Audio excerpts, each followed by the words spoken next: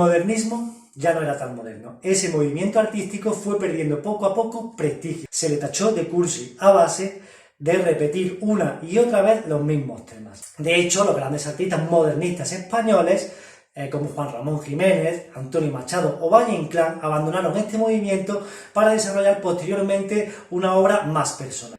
A partir del modernismo, la literatura española alcanzó una gran calidad estética y se le consideró como la Edad de Plata. La superación del modernismo pasó por tres grandes etapas: el novecentismo, las vanguardias y la generación del 27. En una época en la que Europa todavía se lamía las heridas de la Primera Guerra Mundial y en España asomaba la sombra de una dictadura, la llama de la literatura ardía aún con más intensidad.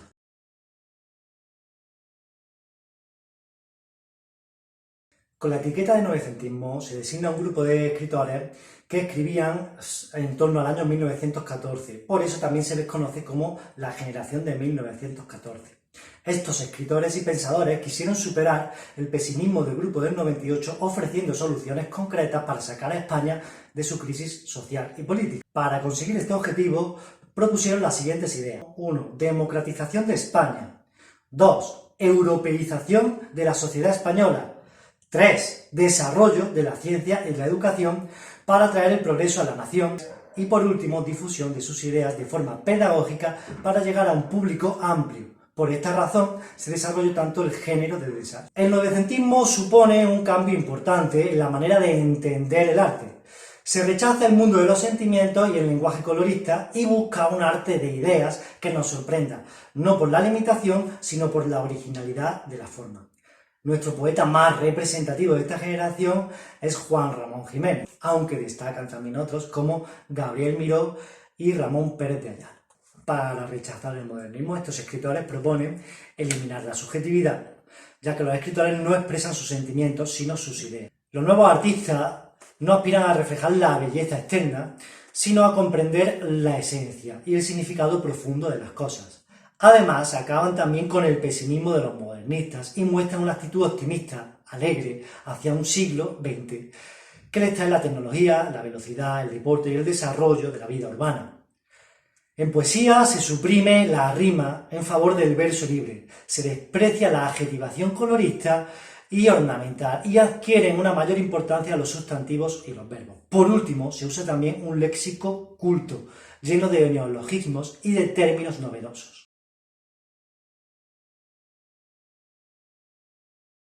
Desde principios del siglo XX hasta el comienzo de la Segunda Guerra Mundial, se desarrolla en Europa un movimiento artístico y cultural conocido como las vanguardias, cuyas características principales son una ruptura radical con las normas del arte del pasado, la búsqueda de la originalidad a través de la experimentación. No pretenden reformar o regenerar la sociedad, solo practicar el arte por el arte. Y por último, la rebeldía moral y política.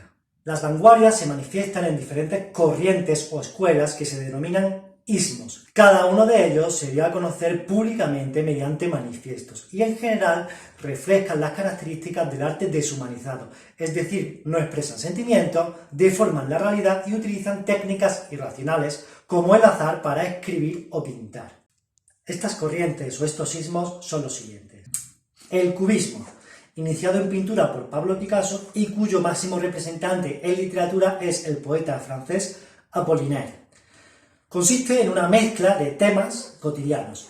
Lo hacen a través de la asociación libre de palabras y mediante una poesía visual que se llaman caligramas. El futurismo, iniciado por el poeta italiano Filippo Marinetti, y consiste en la exaltación del progreso técnico, en los nuevos inventos como el cine, el avión, la luz, la electricidad o la maquinaria militar. Utilizan una técnica para dar la sensación de velocidad y un ritmo rápido de la frase. El dadaísmo es una burla, una negación sistemática de todos los temas y mitos de la civilización occidental. Consiste en combinar palabras que se utilizan al azar. No se respeta ni la lógica ni la sintaxis, se pretende dar la sensación de improvisación. Por otro lado, tenemos el expresionismo, que consiste en la denuncia de las miserias de la guerra y el rechazo a la tecnología moderna, un poco contrario al futurismo, como podemos ver.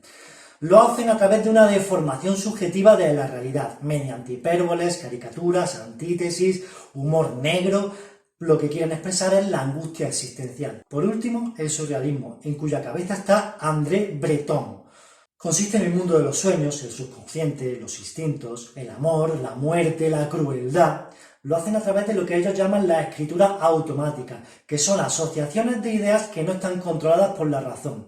Utilizan, por supuesto, para ello el verso libre, las metáforas y los símbolos irracionales. El autor más representativo de la vanguardia en España es Ramón Gómez de la Serna. Tan representativo es que parece que crea su propio ismo, el ramonismo. Traduce el manifiesto futurista y además inventa un nuevo género literario que se conoce como la greguería. ¿En qué consiste? Pues consiste en la elaboración de una metáfora sorprendente y humorística. Por ejemplo, las gaviotas nacieron de los pañuelos que dicen adiós en las puertas.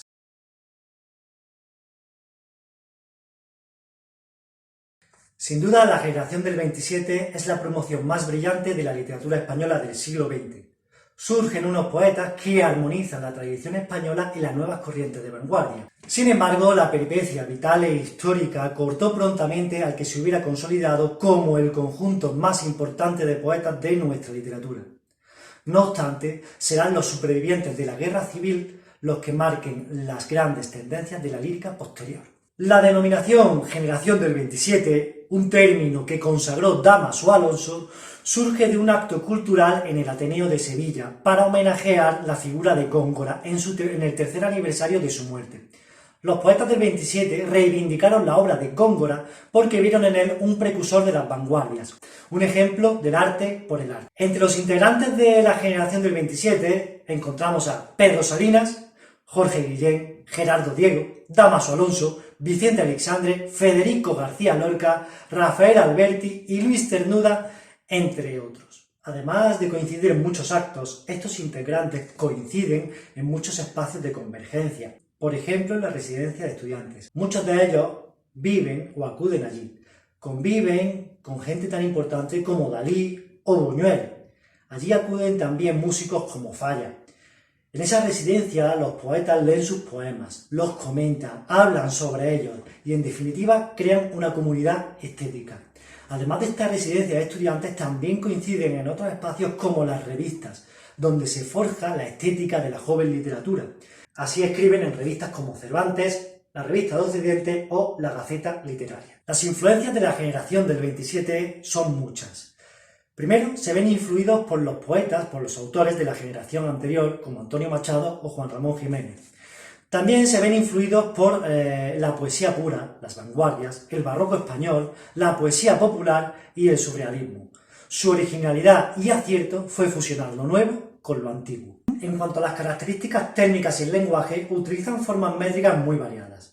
De la tradición culta toman el soneto y la décima. De la tradición popular heredaron el romance. De la vanguardia surrealista cogieron el verso libre, extenso y mantuvieron el ritmo poético mediante anáforas, paralelismos y repeticiones. Por último, el rasgo estilístico fundamental de los poetas de la generación del 27 es el uso de la metáfora. Estos poetas pasaron por 3 etapas diferentes o periodos. El primero de ellos es una etapa de juventud en la que destaca una poesía pura y deshumanizada. Su segunda etapa es más conocida como la etapa de la poesía rehumanizada y del compromiso político, que va desde el año 1928 hasta la República. Por último, tiene una tercera etapa, la etapa del exilio interior y exterior, que es la etapa ocurrida durante el franquismo.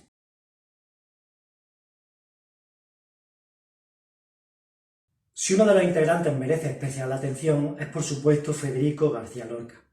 Lorca nace en Granada, pero se va a estudiar a Madrid, a la famosa residencia de estudiantes. Allí coincide y vive con otros artistas como Juan Ramón Jiménez, Rafael Alberti, Luis Buñuel o Salvador Dalí. Lorca fue siempre un artista muy polifacético. Aparte de poeta y dramaturgo, tuvo también especial interés y sensibilidad por la música y el dibujo. Sus primeras publicaciones están influidas por la poesía popular, pero a partir de su viaje a Nueva York en 1929 y tras una crisis personal y artística, desarrolla una obra poética inspirada por el surrealismo. A su regreso de Nueva York se manifiesta su fuerte vocación teatral. Se ocupó personalmente de la Compañía Nacional de Teatro La Barraca, con la que dio a conocer por los pueblos las piezas dramáticas más importantes del siglo de oro. Escribió también muchas obras dramáticas, muchas obras teatrales, con gran éxito en España y Argentina. Cuando estalla la Guerra Civil en 1936, regresó a su pueblo de Granada. Ni su familia ni sus amigos pudieron evitar que fuera fusilado por agentes del bando nacional debido a sus ideas republicanas. Es el escritor español más universal del siglo XX. Su trayectoria poética se divide en dos etapas. Una primera etapa en la que las obras están inspiradas en el folclore andaluz y están influidas por la poesía popular. Aquí encontramos poemarios tan importantes como el poema del Cantejondo o el romancero gitano. Su segunda etapa se ve influida por su viaje a Nueva York y por el surrealismo. El autor trata la deshumanización y la injusticia social. Escribe, entre otros poemarios, Poeta en Nueva York, y usa imágenes irracionales o surrealistas. En cuanto a los temas y símbolos más utilizados por el poeta andaluz, encontramos tres. La muerte. Lorca tiene una concepción pesimista de la vida. Para él, el ser humano está marcado por un destino trágico que anuncia insistentemente la muerte.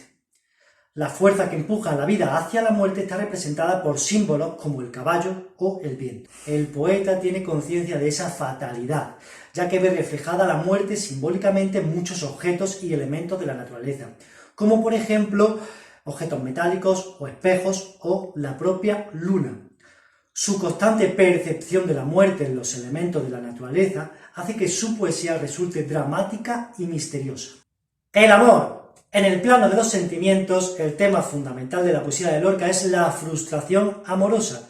Esto se debe a que, según el poeta, el amor está sometido a toda clase de límites, la sociedad o la moral, entre otros. La frustración amorosa se refleja simbólicamente en las aguas estancadas, como el agua de un pozo, en el color verde, en las flores mustias, en el mar, en la noche o en todo aquello que refleja la luz plateada y fría de la luna. Generalmente, la muerte y la frustración se asocian en los mismos símbolos. La sociedad.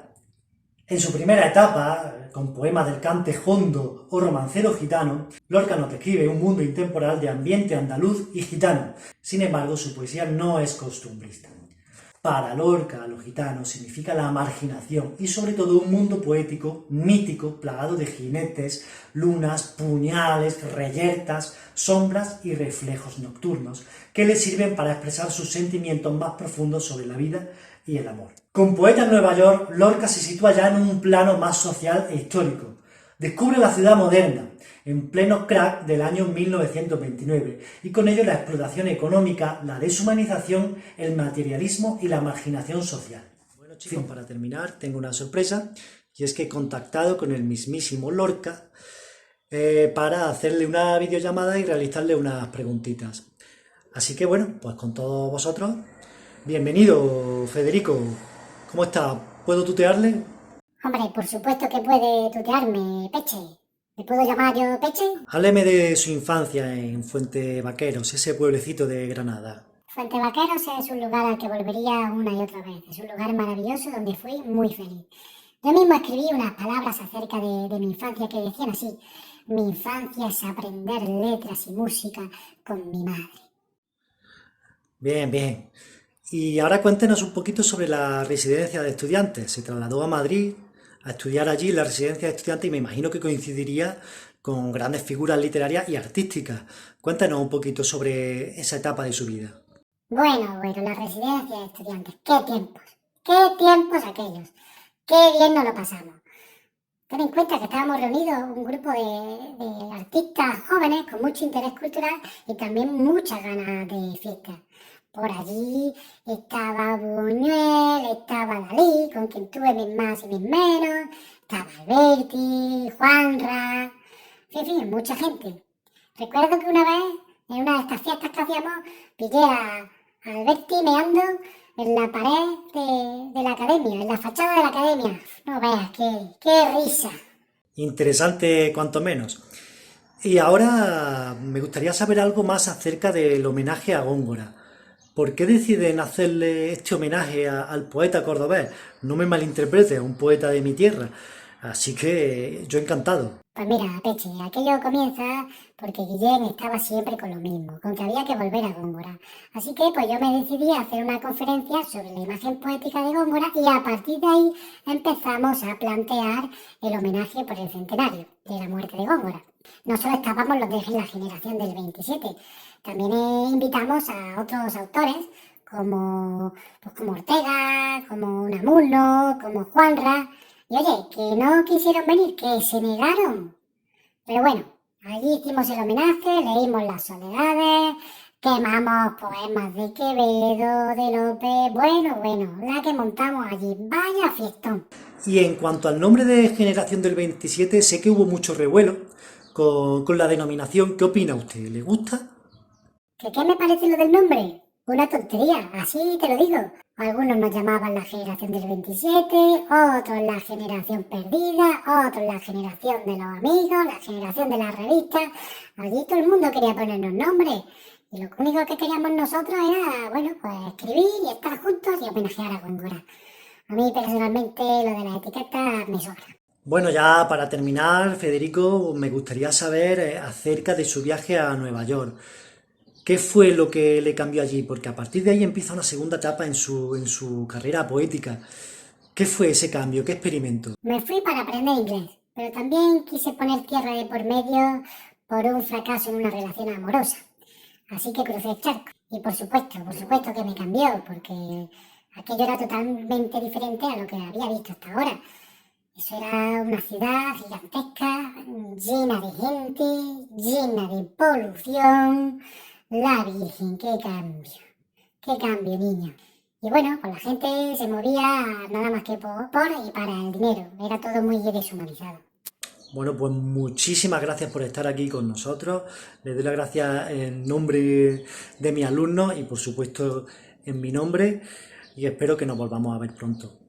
Muchas gracias, Federico. Nada, Peche. Gracias a vosotros por tenerme aquí y atenderme. Bueno, chicos y chicas, portaos bien y no salgáis de casa. Un abrazo. Oh ciudad de los gitanos, ¿quién te vio y no te recuerda?